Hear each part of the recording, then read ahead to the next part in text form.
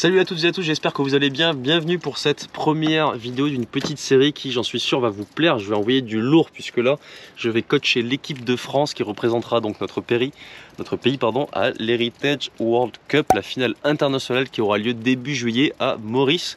L'équipe de France est connue, c'est Benoît et Rémi, c'était qualifié en 2022 à la Cano. D'ailleurs, j'avais fait une vidéo à l'occasion, n'hésitez pas à aller la voir si vous ne l'avez pas vue, comme ça on les rencontre. Là, vous allez de nouveau les revoir et je vais simplement les suivre en coaching. Je vais tout filmer, comme ça vous aurez plein d'astuces techniques, stratégiques, mentales qui pourront vous aussi vous aider dans votre jeu. Donc n'hésitez pas à prendre des notes. Si jamais vous voulez vous aussi tenter votre chance pour vous qualifier, pourquoi pas en 2024 à la finale internationale qui aura de nouveau lieu à Maurice, toutes les infos sont en description de cette vidéo. Vous pourrez retrouver toutes les dates de qualification en local qui vous permettront ensuite de passer les étapes jusqu'à peut-être représenter la France à votre tour. C'est parti pour ce premier épisode de Objectif Champion du Monde.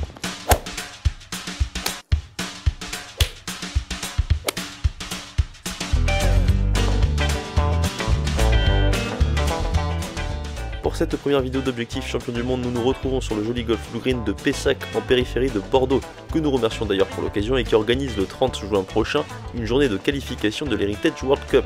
On commence par la partie briefing et parcours afin que je puisse découvrir le jeu de Benoît et de Rémi pour mieux orienter nos futurs entraînements, connaître leurs points forts et leurs points faibles. Let's go!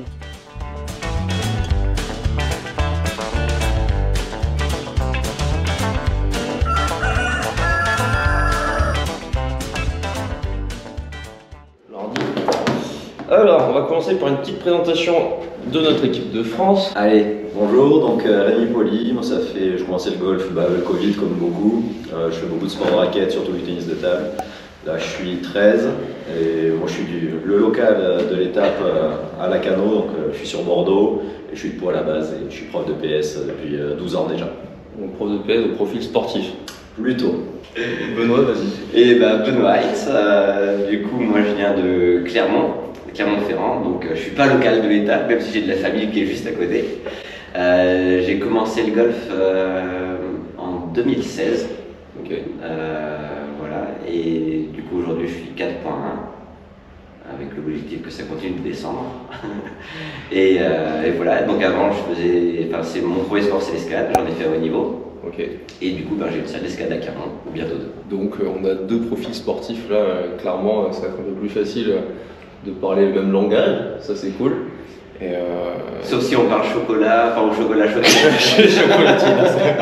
On est d'accord que c'est chocolatine. Là on est dans le sud-ouest, donc c'est chocolatine.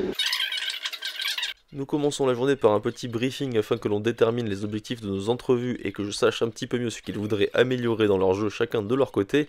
L'idée de ces entraînements répartis sur 3 week-ends, les 3 poids chamois avant notre départ début juillet pour Maurice, c'est déjà d'instaurer une plus grande cohésion d'équipe qui sera évidemment primordiale durant le tournoi.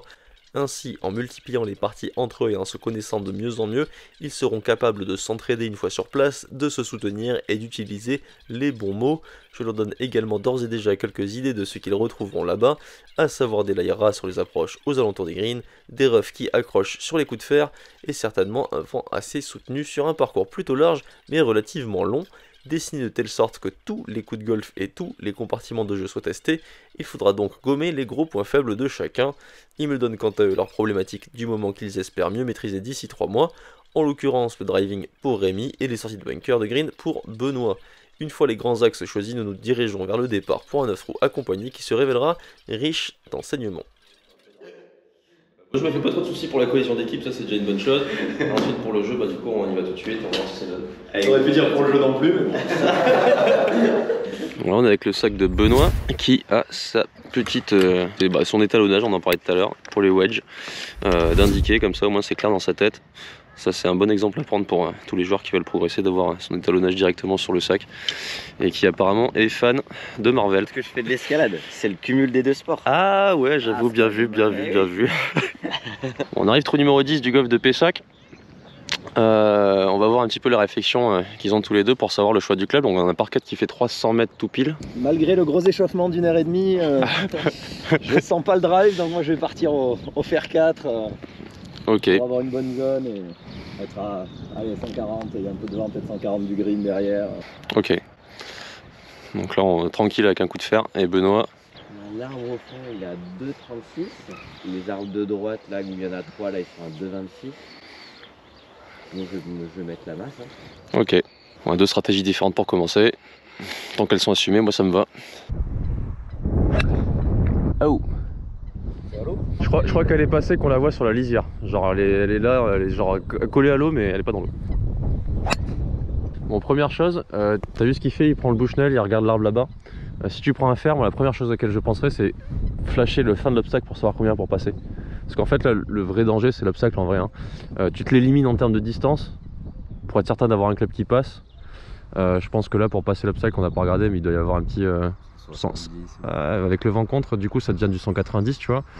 ouais. Du coup, le fer devient dangereux si tu commences à arrêter à droite, la preuve. Donc, le choix stratégique, là, tout de suite, pour moi, c'est sur un trou comme ça, je me dis, j'élimine ce truc-là qui est vraiment le danger. Fer 4, du coup, ça devient un danger. Donc, pour moi, c'est pas fer 4, tu vois. T'auras un bois, ce serait plus un danger. Bon, après là, c'est nouveau drive, pas échauffé. et quand je rate, c'est T'as dit que t'avais fait 1h30 pour qu'il s'avance, faut savoir. C'était pour faire semblant que le coach nous préparait bien. Alors qu'on sait que c'est pas très vrai. Il voulait pas user le dessus de son nouveau drive. Je garde pour Maurice, faut qu'il soit neuf à Maurice. Donc, la balle est là, elle est plutôt bien posée. Elle est en jeu surtout. Ouf, le drapeau tout au fond à gauche. Pas la branche. Ah, ça va aller. T'as visé à droite un petit peu exprès? Non, je visais vraiment drapeau. J'ai peur de l'arbre et à gauche, je sais qu'il y a le lac et ça peut vraiment dégueuler dans le lac à gauche. Parce qu'en vrai, l'endroit où tu termines, c'est plus l'endroit où il fallait jouer, justement parce qu'il y a le danger à gauche. Donc là, le départ était là-bas. Il avait pris au Bushnell l'arbre à 237 avec le vent contre, du coup, vu qu'il tape. Tu tapes à combien le drive? 250 à peu près? Ouais, c'est ça. Ça carry 2,35, 2,40 à peu près. Ok. Donc du coup, avec le vent contre, l'arbre est en jeu. La preuve, il est juste ici. Donc là, la zone de jeu, en fait, pour tous les deux, c'était plutôt un coup de bois. Coup de bois pour que Rémi puisse s'éliminer l'obstacle. Et coup de bois aussi pour Benoît pour que du coup, au cas où il reste à gauche, il ait largement la place de pouvoir passer par-dessus ou pas être gêné comme il va être gêné là. Donc la zone de... Normalement, la zone parfaite, c'était plutôt ici. Ce qui correspond aux alentours de 200-210 mètres du départ. Donc choix stratégique. Malheureusement, c'était ni le fer 4 ni le driver. On est en plein dedans. C'était plutôt un coup de bois 3. Bon, le lie, Benoît est venu le voir directement pour avoir l'info de savoir s'il pouvait tout faire comme chip. Il se rend compte que là il est bon, bénef, il va pouvoir faire un petit peu ce qu'il veut. Là on va le voir, il va voir directement la situation pour voir un petit peu comment va réagir le green et tout. On sent le joueur qui a de l'expérience. Même si c'est un chip, c'est un petit peu comme un pote. Ça se lie un chip, ça se lie. Donc là voilà, directement en allant voir le green, il a une petite info sur la fermeture du green juste avec les pieds. J'imagine que tu la voulais pas du tout comme ça. Non. Tu voulais qu'elle atterrisse à quel endroit? Bah, je voulais qu'elle atterrisse en gros à peu près à la hauteur de là où elle est. Et plus à droite évidemment. Et plus à droite. Ouais, donc tu t'es éliminé la montée pour te dire Ouais. j'ai atterri directement sur le plateau. Ouais, et qu'elle roule 3 mètres, c'était ça l'idée quoi. Bon, le choix stratégique était bon, la réalisation un peu moins. Trop d'échauffement. Ouais, c'est ça, trop d'échauffement. C'est bien ça. Alors, le choix du fer 4, il est bon ou pas? Et on n'avait pas parlé birdie hour? Allez, un coup à boire. Merci, bonsoir. Pendant 3 mois, Maurice. Oh, ce birdie de chacal. C'est pas mal aussi, hein. Ça va, bon pote. Bon, back to back maintenant. Hein. Ouais, c'est le moment de confirmer là. Donc 165 drapeaux, vent contre. Pas énorme de vent, mais suffisant pour mettre un bon 10 mètres de plus. Donc objectif, jouer 175. Pas très bien touché. Voilà, petit poule. Tu prends quoi Ben? C'est plus concentré En fer 6. juste avant. Faire 6? Ouais. Il va en manquer beaucoup là. Tu voulais volontairement finir un peu court? Bah, je savais que si ça serait plutôt court que long. Parce que là, si tu as 165 drapeaux, on rajoute pour terminer derrière green 10 mètres. Est-ce que 175 vent compte comme ça, le fer 5, tu peux y arriver quoi? Il n'y a quasiment aucune chance que le fer 5 tu la foutes derrière quand même. Ben, fer 5, ça peut faire 185. 185 au fer 5? Ouais. Sans vent? Ouais, non, sans vent, ça fait ça, ouais. Donc ça veut dire que tu enlèves 10 mètres, ça fait 75, donc t'es encore pas derrière malgré tout. Quoi. Ouais, bah après, vu qu'on sait pas la distance du drapeau, je me suis dit court du drapeau, peut en monter, c'est mieux que derrière. C'est comme ça que je me suis dit. Vas-y, mets un fer 5 pour voir. Comme ça, on va avoir la réponse directe. Donc ça, c'est un pur shot. Je pense qu'elle sera même pas jusqu'au drapeau, tu vois. Ah, ouais, les limites un peu courtes encore. Attends. Donc il y a vraiment de la marge en vrai. Ouais. Ah, tu vois, finalement faire 5 c'était pas mal. Ouais. On va être créatif. Donc là tu parlais tout à l'heure des lailles un peu bidons. Ouais. On est en plein dedans.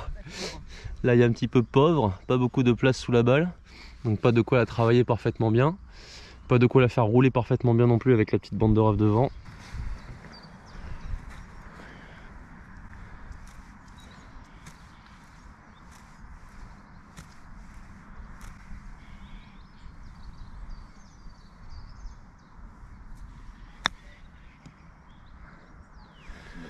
Tes coups d'essai, tu fais exprès de ne pas prendre le sol?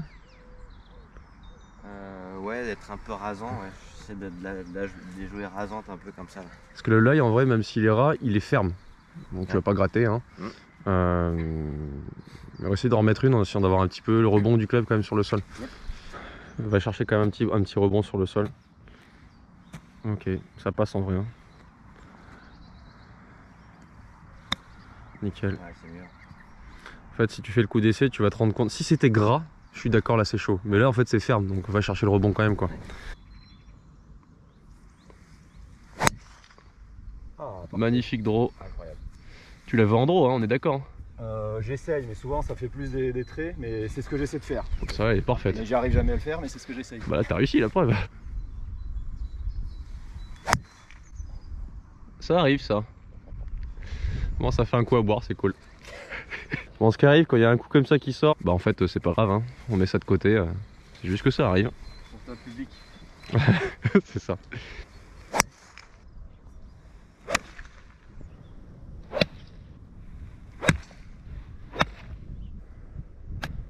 Ouais, bien. Prendre, ça s'arrête pas du tout. Là, il faut les mettre un peu plus haute que ça.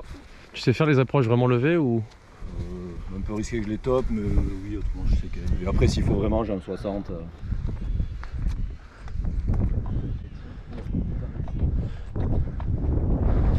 Donc là, putt qui est 100% du putt en descente. C'est un putt qui n'a rien qui l'arrête.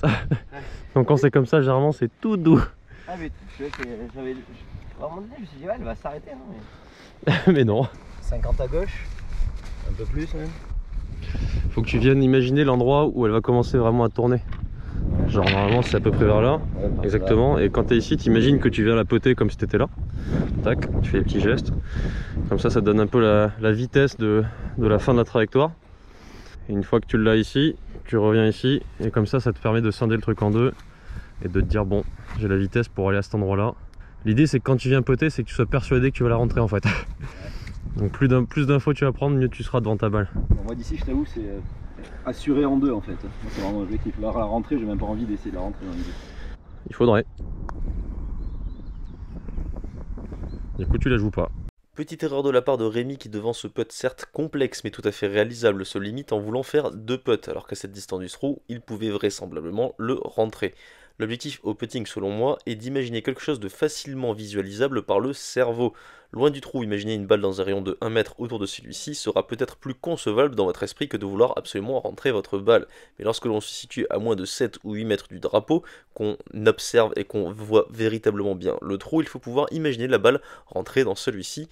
Si vous n'y arrivez pas, c'est que vous n'avez peut-être pas assez bien observé votre ligne de putt pour que vous puissiez y croire dur comme fer. Vouloir rentrer sa balle ne veut pas dire qu'on va putter plus fort, en l'occurrence sur ce putt très pentu, rentrer la balle tout doucement au cas où elle ne rentrerait pas est la solution, mais dans votre esprit qu'une balle rentre doucement parce que le trou est en forte descente ou qu'elle rentre fortement parce que le putt est en forte montée, dans les deux cas vous imaginez la balle rentrer. La seule nuance sera la vitesse à laquelle vous l'imaginez rentrer dans le trou. Donc là sur un trou il n'y a pas nécessairement grand chose visuellement. Le danger c'est justement de ne pas imaginer son coup parfaitement. Donc même quand il n'y a rien, il faut quand même que ce soit précis dans ton esprit. Hein. Le danger des trous assez larges, c'est finalement de ne pas le jouer, c'est ça. Ouais. Il y a quand même des repères visuels, on va s'en servir. entre l'arbre et le drapeau. Ok. Voilà.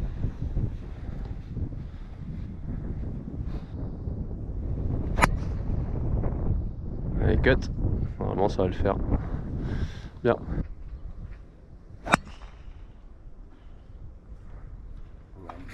On est d'accord que là, vu la configuration du trou et du vent, c'est pas un draw qu'il faut sortir normalement.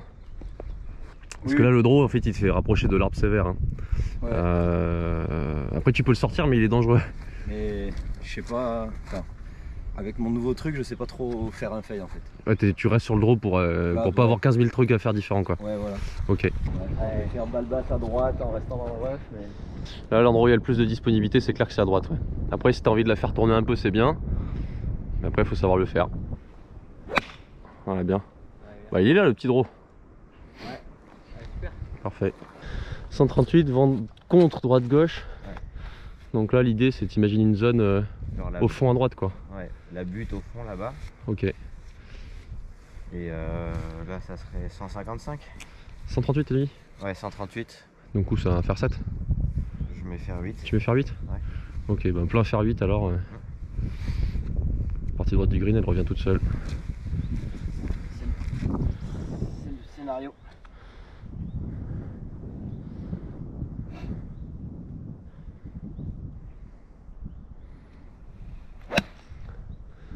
Ouais, c'est un bon shot. Elle est parfaite celle-là. Ouais, magnifique. Allez. Ah, dommage. Allez. Bien joué, mon pote. Donc là, t'as les pins à droite, mais à gauche, t'as toute la place de dispo. La fin du bac, elle est à 2,17. 2,17. Donc drive comme ça, tu l'élimines. 2,35 au carry, 2,17. Au moins, le bac n'existe plus. Ah, magnifique. Donc là, très bonne stratégie au niveau de l'axe. Le vent qui pousse un peu à gauche qui va aider le draw. Donc du coup, il faut viser plutôt partie droite pour qu'elle revienne. Là, je sais que je fais baby fade, donc je joue au milieu. Ok, Avec le fade, elle restera au milieu avec l'air, le vent. ok. Donc là, c'est plein axe du green, quoi. C'est ça, le drapeau.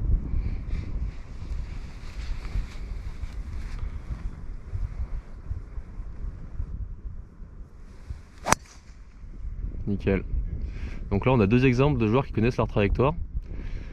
Le bébé fade qui contre un peu le vent droite-gauche qui fait que la balle reste droite. Elle a quand même pris un mini effet à gauche parce que le vent est plus fort que ton effet, mais c'est ce qu'il faut faire de toute façon. Je me demandais pour Maurice, vu qu'il risque d'y avoir du vent, est-ce qu'on pourrait pas régler mon drive pour fermer pas mal, pour que les balles restent beaucoup plus basses et qu'elles prennent moins le vent?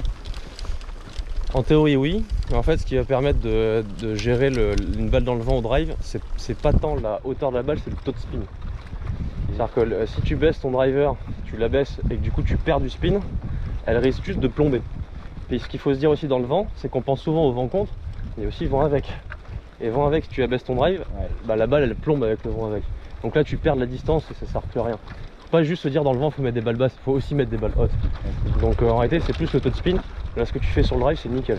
Elles partent à la bonne hauteur avec peu de spin. Donc là quasiment quel que soit le vent contre elle le voit pas la balle. Hein.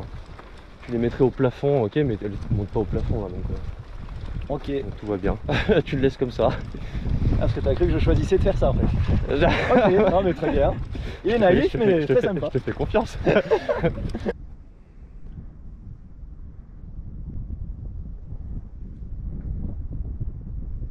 On reprend ta routine. Tu peux pas jouer avec une routine incomplète, là tu reprends tout du début.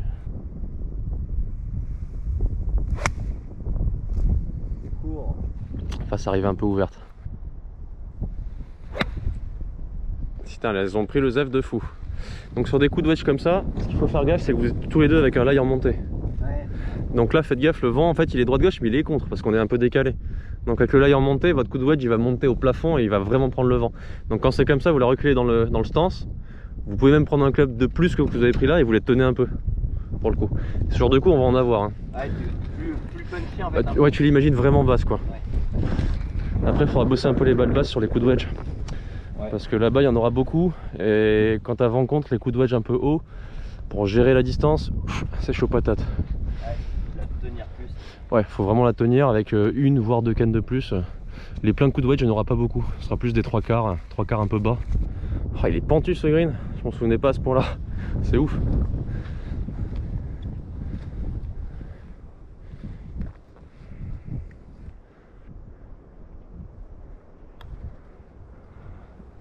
C'est bien, hein. C'est très très bien dosé ça. Ouais, bien joué, par contre, bravo. La fin est parfaite, mais je pensais à la fin de la montée, je pensais que je serais 1 mètre à gauche. Bah t'es 1 mètre à gauche. Un peu moins. Ouais. Ouais, t'es 60 cm à gauche. Excuse, monsieur Poli. Mais je pensais que, ouais, au début, je pensais que le coup était raté. Ouais, je pensais qu'elle allait tourner plus vite, quoi. Plus. Douce, douce, douce, douce, douce. Ah, pas facile à doser celui-là.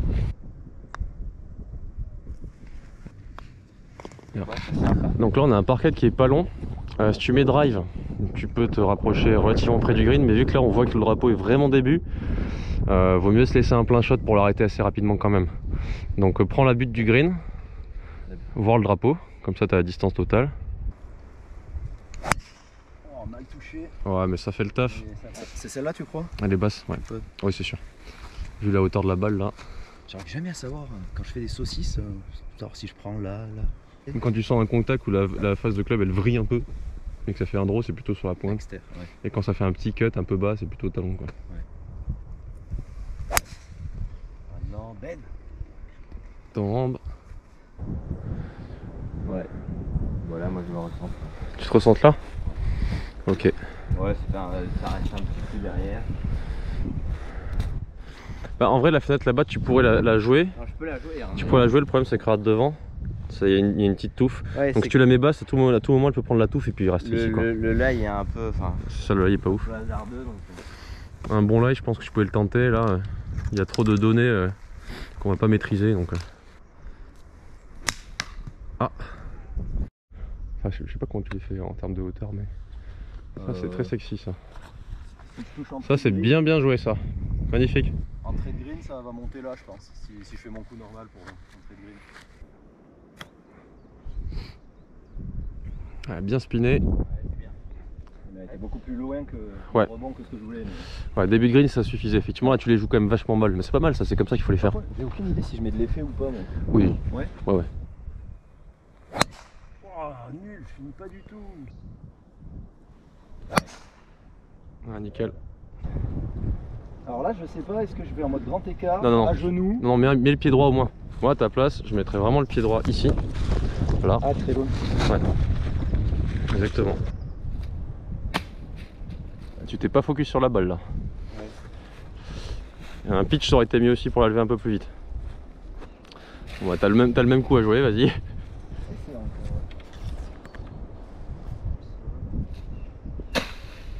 Nickel. Voilà, c'est ce qu'il fallait faire la première.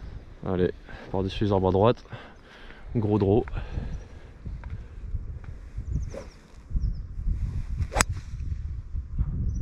C'est un bon coup ça. Hein. Toujours sécher une balle mouillée parce que du coup ça lui enlève du spin. Et tu risques de faire un fly. Pareil pour le club. Pareil pour le club, exactement. Bizarrement quand il pleut on croit que la balle va partir moins loin. Pour les joueurs qui tapent fort la balle part plus loin. Du coup ça enlève du spin et ça fait des balles qui vont vraiment fuser quoi. Parfait. Nickel. Ouais c'est bien. Donc là tu l'imagines comment? Bah je me vois bien, on imagine s'il y a 3 tiers entre, on va dire à peu près à tomber entre le drapeau et l'entrée du green. Ok. À mi-chemin quoi. Ouais, 2 tiers de distance et après le tiers en roule quoi. À mi-hauteur. Ouais. Ok. Un peu haute hein. C'était ça mais beaucoup plus bas.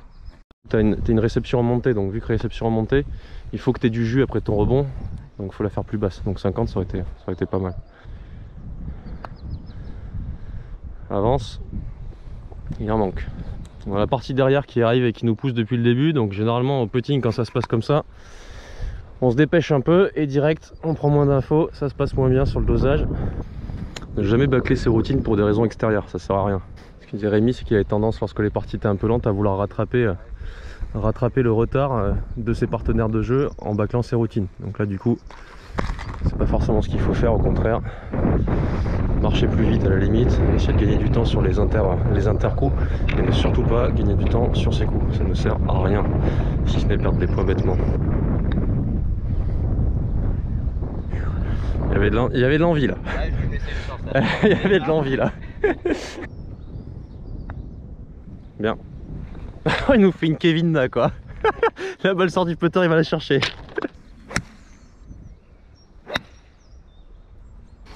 Il a presque un chouille trop pour moi. Ouais, il y a un peu beaucoup d'avant-grain quand même. Mais peut essayer de se faire un petit pitch, tu vois. Donc vous pouvez prendre putter en avant-green quand il y a peu d'avant-green, quand par contre il commence à avoir 2-3 mètres. Là, ça peut devenir un peu à loterie, donc vaut mieux travailler un chip un peu roulé, où vous êtes certain d'avoir une réaction que vous maîtrisez, quoi. Ouh, elle te sort forte là par contre. Ce spasme, c'est que du coup j'avais l'intention de vraiment La pincer un peu. La pincer, et du coup elle est partie forte. Okay. Je pense l'intensité quoi. Après à la limite le contact est bon, mais du coup là c'est l'intensité qui est pas bonne, quoi. Avance. Allez, allez, allez. Ouais, bien joué. Et dans l'idée là sur mon approche, bon si j'ai un like est bien et tout, tu me conseilles de quoi? De viser le trou pour essayer de la rentrer, ou de me dire bah, je rate un peu à gauche pour avoir le putt à monter pour être sûr de la mettre? Là, en vrai, il faut essayer de la mettre le plus proche du trou, c'est tout, quoi. Essayer de rendre bénef. Si le trou est très en pente et que si tu te laisses 1,20 m, c'est horrible, je veux bien que tu peux la jouer un peu courte pour être certain d'avoir un putt en montée derrière, quoi. Ouais.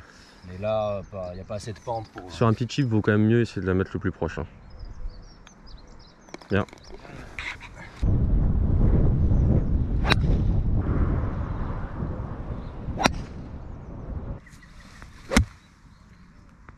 Ça paraît pas mal ça, hein.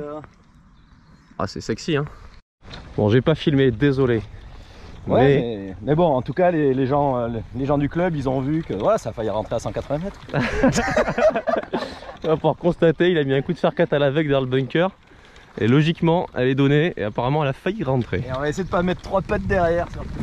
Le typique. Donc là, bonne distance de choix au niveau du carry. Par contre, depuis le rough, avec un green qui est exposé au vent toute la journée, puisqu'ici il y a vraiment, c'est un petit pelling sur ce trou. Forcément, le green est un peu plus ferme, donc elle s'est pas arrêtée. Il aurait fallu la jouer un peu plus courte. J'ai toujours tendance à... J'ai ma balle ici. Il faut que tu marques avant, hein. Voilà, j'ai toujours tendance à faire ça. Ah non, il faut que tu marques et ensuite tu déplaces la marque. Ouais.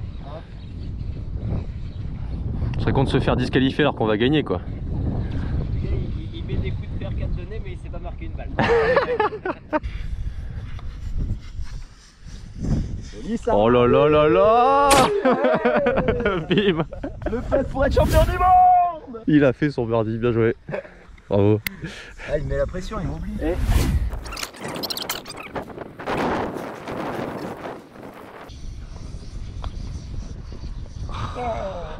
Alors, ta balle n'est pas alignée bord droit. Ta balle, elle est ça à droite du trou. Ah ouais?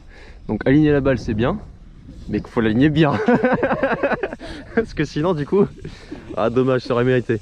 Bon, on est en pleine réflexion sur le fait de marquer les balles pour s'aligner.